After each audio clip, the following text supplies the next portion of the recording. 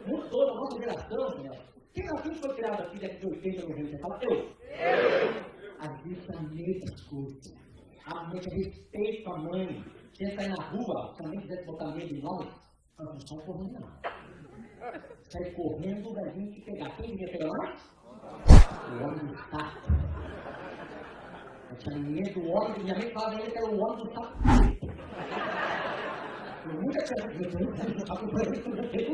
A gente vai pra escola, uma molecada mais velha, você pensa, nós estamos entrando na turma, zero, vai no banheiro, 3 piscinas na privada, 3 de casa. Quem que aparecia?